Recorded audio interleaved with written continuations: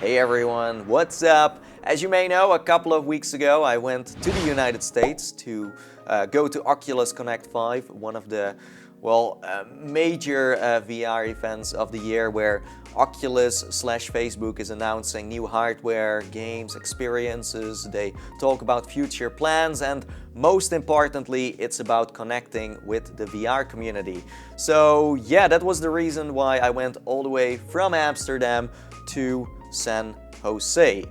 And I can tell you, it was amazing. It was a fantastic trip, and that's why I wanted to make this video to kind of summarize, to tell you what I have been doing in America. So enjoy. So let me first of all start off with something that is super funny and interesting, and that is that me and my brother stayed in a treehouse. Yeah, we didn't go for a regular hotel. No, we found a crazy Ewok hangout on the internet that you could just go to and sleep in. So we were like, let's just give it a try and see what it's all about. So here's a quick tour of how it looked from the outside and the inside. Welcome to my Ewok treehouse. Come on in. Are you ready for the most awesome hangout ever? I hope so. Come on up. This is going to be the most awesome house tour you have ever seen. Let's go. Wow. Are you ready? This is it. This is where the magic happens. First of all, we have a beautiful, beautiful living room with, yes, a authentic fireplace, a cozy couch that I can just relax on after a hard day of spending in the metaverse. We have a kitchen that we don't know how to use because we order stuff most of the time, or we just go to an American restaurant. And then the bathroom. It's amazing that this is all in a treehouse. Oh yeah, that's important, very important. Don't mess that up, otherwise the whole treehouse is going to explode. This door is so old school, but it does the trick. And then, check out these windows. So much space. Stunning, stunning. Now we take these stairs. This is the best staircase ever. Everything has been made out of wood here. Not me though, I'm not Pinocchio. And then the master bathroom. This reminds me of like an Ewok like bathroom, to be honest. And then I just crash onto the bed and then I look up at this view over here. My days. That's nice, right? And now we go downstairs for the final countdown. That's the balcony where we party all night.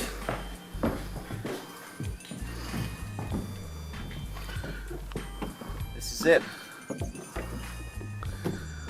And then you can see the trees going all the way up there. Yeah, so that's where we are staying for a while. And yeah, well, I hope you enjoyed this treehouse tour. That sounds odd, but it's true. Yeah, so that was a quick tour from the Nathie himself, from the past Nathie, but yeah, it was super cozy, especially when it became darker outside. It was somewhere in the middle of a forest in Santa Cruz. I don't know where exactly, but I would definitely come back there next year. So anyway, let's talk about Oculus Connect 5, also known as OC5. This is what we came for in the first place. I mean, we were so eager to hear more about the Santa Cruz, about what Carmack was going to say, and so much more. There were a lot of things we were waiting for, but yeah, being there physically was a special moment for me. I've been following Oculus Connect for years now through live streams.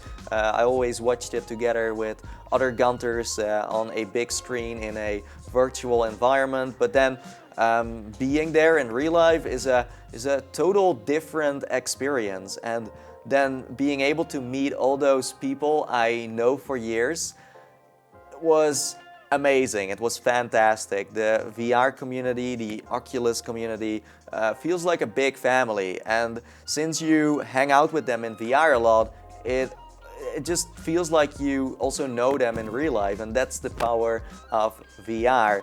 So after the reception, because we first all met up at the center point of the convention center, we queued up, we got in line to get a nice spot at the opening of OC5. Mark Zuckerberg was the one to kick it off. He spoke about the future of Oculus, and he also announced the Oculus Quest.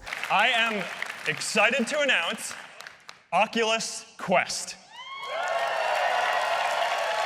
And the Oculus Quest, for the people that don't know yet, is a standalone VR headset, and that means that you do not need a computer anymore. It has no wires. You can just boot it up wherever you want and enjoy your time in VR. And that's where we are heading to. This is the future of VR, where people can just sit in a bus, sit in a train, just be in their living rooms, at work, somewhere else, every place you could imagine, and turn on their headset and just be immersed. And that's the freedom of standalone. So yeah, that's what Mark Zuckerberg started off with.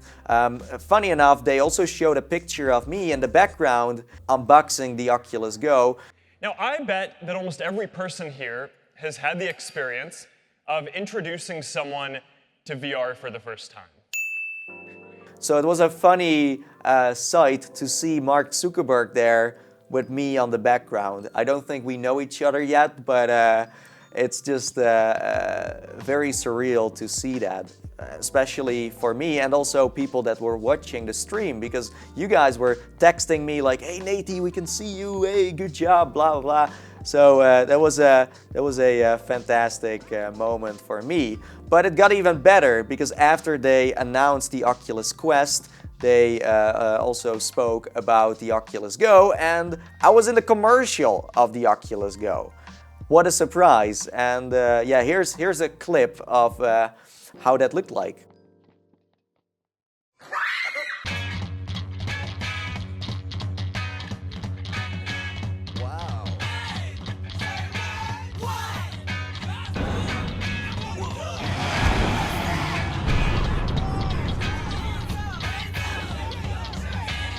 People around me, was funny, were like staring at me like, "Oh yeah, that's the guy who was in that trailer, and I know him." And even after the opening, people were congratulating me. So that was a special one. I mean, I've been making VR videos for about 4 or 5 years now, and then getting this recognition is so awesome. I'm honored. I'm truly honored that I can be one of the people out there who can make people excited for VR on a daily basis. I said it many times before, but being a full-time VR content creator on YouTube is something that you shouldn't take for granted. So yes, thank you so much to you guys as well, because without you, I would have never been able to appear on the big screen in the first place. I do have to give you props too. So they did a bunch of more announcements. Let me summarize it real quick here. They launched a trailer for Vader Immortal, a Star Wars experience that is going to be an exclusive on the Oculus Quest. I think it's going to be a system seller. They also announced Tennis Scramble for the Quest. They had a game called Face Your Fears 2. This is a horror title. And last but not least, they had Super Hot 2. And you could try all of those at the show floor. Not Star Wars, sadly, maybe somewhere next year. I hope I can really get my hands on that one. But yeah, they had a few titles they were showing off on the Quest. They launched a trailer of Lone Echo 2 for the Rift. So that means that there is a new chapter coming where Jack and Olivia go on an epic journey together. Sadly, we didn't hear much of Respawn Entertainment. They are working on a VR title, but we still don't know what that's going to be all about exactly. They also spoke about VR League being the future of esports. This is pretty much pro teams battling against each other in games such as Onward and also Echo Arena. So yes, there was a lot going on at the opening. I'm sure I forgot a lot of stuff, but I tried to compute it all, but it was hard. The excitement was real. So after OC5 and its grand opening, you could finally get onto the show floor to, of course, try the Oculus Quest. You could, of course, play all kinds of games, experiences and apps. There were rifts, goes, quests and a lot more. The possibilities were basically endless. It's like a little Disneyland for press people. Yeah, that's what it is. And for me, the most important part of going to conventions is connect. Connect with as many people as you can. It's always fun to meet people, hear their stories, and also show your interest in what they are doing. So usually I don't play that much. I go for the face-to-face talk instead of just spending all of my hours in the metaverse. That's fun too, but that's something I usually prefer to do at home, if you understand what I mean. But I did cheat a little bit. I played Super Hot. That was my first experience with the Oculus Quest, and I can tell you it felt so freeing to walk around in this big space and play Super Hot that way. You could do backflips if you wanted to. You could just dodge bullets in the most epic ways ever, like you were Neo from the Matrix. But yes, it was so cool to walk through this maze that they built within Super Hot, because you could walk through corridors and then go around and just feel like you were in a freaking big place. Well, in the end, you were just running in circles, but that's something only the people from the outside could see. So yeah, with the Quest, they are playing with your imagination, and that's so nice. But yeah, my experience in general with this standalone headset was good. It's a solid one. There is still a lot of work to do. They were showing off prototypes, by the way, so this is not the final product, but it did work properly, and I was surprised how well the tracking was too, because the cameras in front of the Oculus Quest are the ones that keep your controllers tracked. So yes, that was my my Super Hot experience in short. If you want to know more about what I thought of the resolution, the sound, etc., then I would recommend you watching the podcast we did live from OC5. I will make sure there is a link in the description below. So yes, that was day one of OC5, and I can tell you, time was flying by so quickly. That's usually what happens when you are having fun, right? But after just constantly talking to so many people, I forgot that time was actually a thing. And I was just recomputing everything I did that first day, and it was so inspiring to see all those people not thinking in problems, but thinking in solutions in a way where they have the willpower to make VR successful, where they want to push the VR industry forward and make the non-believers believe, if you know what I mean. So yeah, I'm maybe rambling for way too long here, but that felt like a successful day in that sense. It felt very, very inspiring for sure.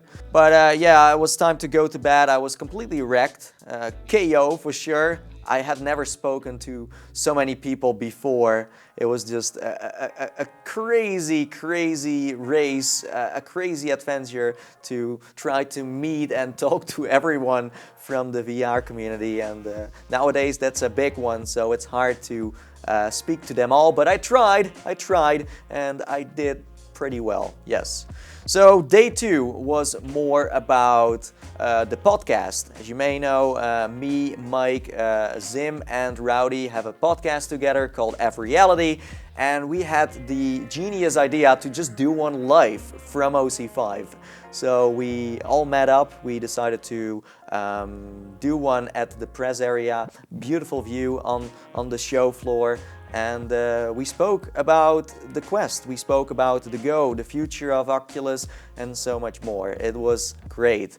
And just sitting there behind that table together felt like a special reunion, one that we should do more. Yeah. After we rounded up the podcast, we went our own ways again. My brother was smart enough to sign me and him up for The Void, the Star Wars Secrets of the Empire experience, and I heard a lot of good stories about that, and now I was finally able to try it myself, and I can confirm it's something out of this world. My brother and I were jumping in, we were dressed up as stormtroopers, we had like haptic suits on. We had a leap motion so we could wave at each other, poke each other in the eyes, things like that.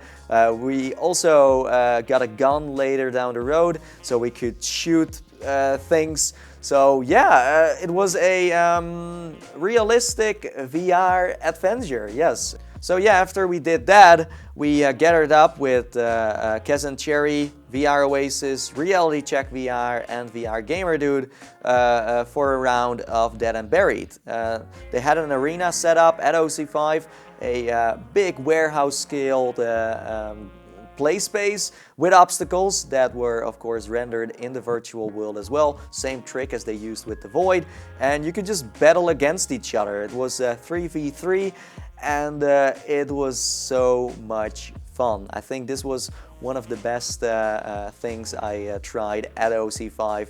But the cool thing didn't even happen yet, because the moment we could finally get started, I saw my own body and also the bodies of everyone else around me transform into a virtual character. So you could see the transition between real life and VR, and that was something unique, something different, something that makes me even more excited about what we can expect in the near future. So yes, they blew me away with that. Then we started playing. It was a good workout. I was running around like a madman trying to hide from the rain of bullets. I think there's definitely a big chance that a lot of VR arcades are going to make use out of this, because the Quest isn't that expensive, it's easy in use, and it allows you to play with a lot of people at the same time in a big space that you can just build with your own imagination. Last but not least, I was able to try one more game for the Quest, and that was Tennis Scramble, of course. I played it against one of my friends at VR Scout, who I met at the VR Creator Lab in London. And yeah, we were both trying to win. He wasn't very good at it. He did play it twice. Well, I never played it before, but I was still owning him like a pro, so maybe you should practice a little more. I challenge you for a second match. But the funny thing is that Jason Rubin was in Tennis Scramble. He was in the game itself, and he was kicking off the tennis match. He was just popping up as a giant robot. He said like, hey, welcome to OC5 and good luck, have fun and beat your opponent, etc. So that was a freaking epic Easter egg. I was just laughing my ass off. I didn't expect that at all. It's a shame though that he couldn't come to OC5, by the way. Hopefully he will be there next year. I wish him all the best. I had the pleasure to meet him at Oculus on Rep last year, in London, and it's a very inspiring person. He really wants VR to be successful, and he's working hard with his team to make that happen. So shout out to you, Jason. Hopefully we will see you on stage next year announcing some epic titles. And that was OC5 in a nutshell. Of course, there was a lot more that I could have been talking about, but if you want to see my wrap-up of OC5, then be sure to go to the description below for that video as well. Me and Mike did a quick recap of what we saw at the show and what our experiences were, so have fun. So yeah, in the same evening of Oculus Connect 5 Day 2, we went to a party together with Kez and Cherry. We jumped into our Cadillac that we rented, and we went to a like after party from SVVR, and they had a retro meets future party where you could try all kinds of next level things, like for example a treadmill. Yes, you could try the Infinite Deck. I think that's the name of the treadmill. You could also go back into the past by playing with the Oculus Rift DK1 and the Virtual Boy. They even had arcades, they had Beat Saber, they had a Rift setup, they had Vive setups, they had a Dance Dance Revolution floor that you could use with VR, and there were drinks, there was food, they had a podcast going on. It was one of the best parties I've ever went to, yes. So the next day we decided to go for some sightseeing. Now usually when my brother and I are going out to do some sightseeing, we don't really see that much. We get distracted a lot by people that send us messages to come by at their office, or are like, hey, I see you are nearby. Do you want to, drink a cup of coffee somewhere at this restaurant? So we always end up somewhere else. But we did do one tourist thing. We took a selfie at the Golden Gate Bridge, and I think that's one that I can, scrap off my bucket list. After that, we didn't do any tourist stuff at all. We just decided to go to the YouTube HQ. They invited me. I met someone from Google at OC5, and he said like, hey, you wanna come over and meet the VR team and get a tour through the office? And I was like, yeah, sure. Go for it. So we went to the YouTube headquarters, and these kind of companies, these offices always feel like a big playground. It's like an open space. People are super relaxed. They even had a slide inside the office, so some people take the stairs and some people just use a slide. Seems totally legit, right? I actually tried the slide, but not in a casual way. No, I was wearing a Google Daydream, and I was just going off the slide for a fun video. But I can tell you that the moment I actually said like, hey, maybe we should just go off this slide with a VR headset, I instantly regretted it when I was sitting at the top of the slide, because it was so scary. You don't see anything, you don't know where you're going, and this slide was going fast too, but it was totally worth it. So here's a clip of how that went. That was like really scary. That's like immersion overload. That's what it is. I'm still alive, by the way. Totally worth it in my opinion. That was crazy fun. They also had a living room where you could play all kinds of VR games. They had all the headsets there. They even had a Magic Leap that I could finally try. I never had the opportunity to try it out. As you may know, I do have a HoloLens, so it wasn't completely new to me.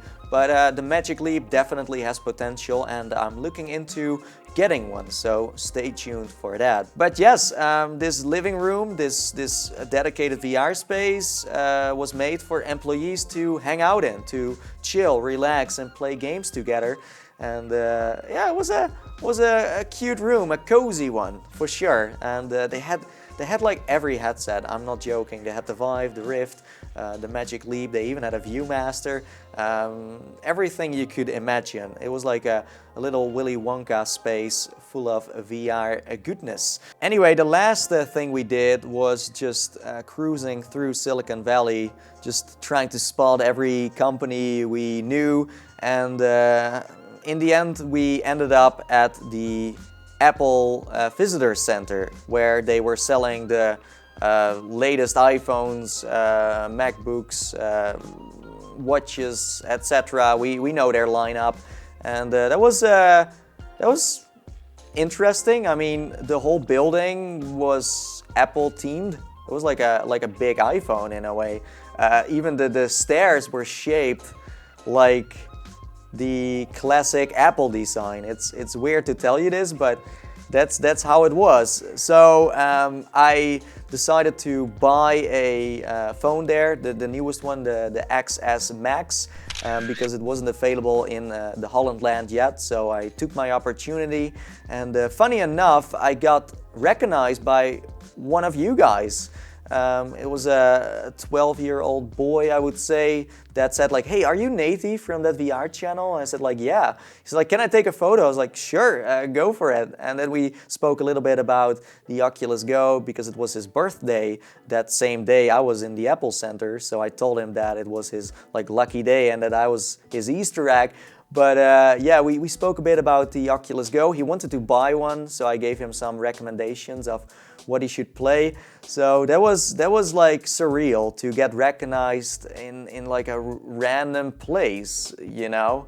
I think I'm rambling for way too long again, so let's just wrap things up. Let's talk about the last day in the heart of Silicon Valley. My brother and I went back in there, and we got invited by Facebook, by the Facebook Spaces people, to check out their office, and that was fantastic. I can tell you that the Facebook campus is a magical place, a place you could only come up with in your imagination.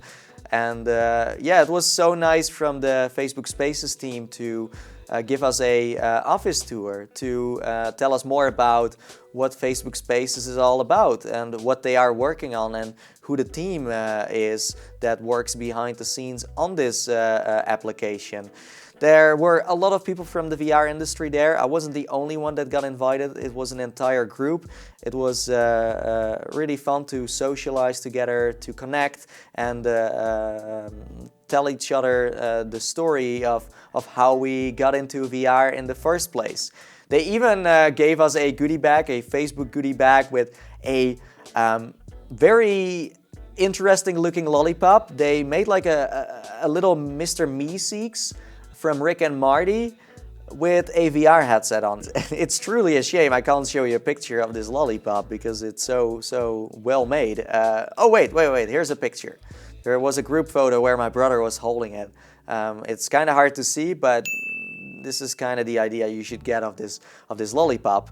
But after we took many photos, we hopped into a Facebook bus, and we went to the main office, the HQ of Facebook. I can tell you, I could not believe my eyes. This campus was something out of this world, something from the future, I would say. Let me start off by telling you that they had a big road in the middle of this campus with stores on each side. This road reminded me a bit of Main Street USA from Disneyland, you know, where they also have restaurants on the sides and things like that.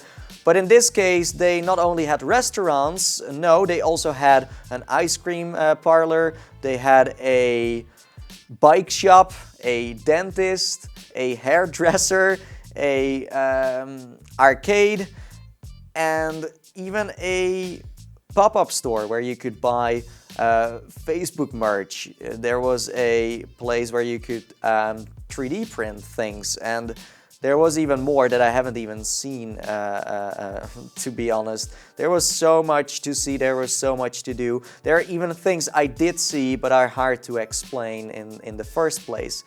But yeah, it was nice to get a glimpse of what they are doing at Facebook, what they are working on in the VR space.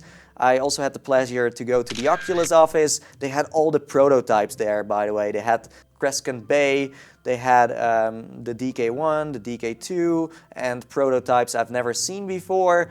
it was weird because I would have never thought I would be able to go to the Oculus office and hold some rare prototypes in my hands. And that's it, that's all I wanted to talk about. And honestly, I could talk about this for hours, but I wanted to keep it short. I hope you enjoyed this video. If you did, then be sure to slam that like button. And yeah, I hope you kind of got an idea of what I have been doing in America, of what my trip to Silicon Valley was all about. So yeah, now it's time for me to sign off, and as I always say, and I see ya guys next time. See you in the metaverse. Bye bye. See ya later. Whew.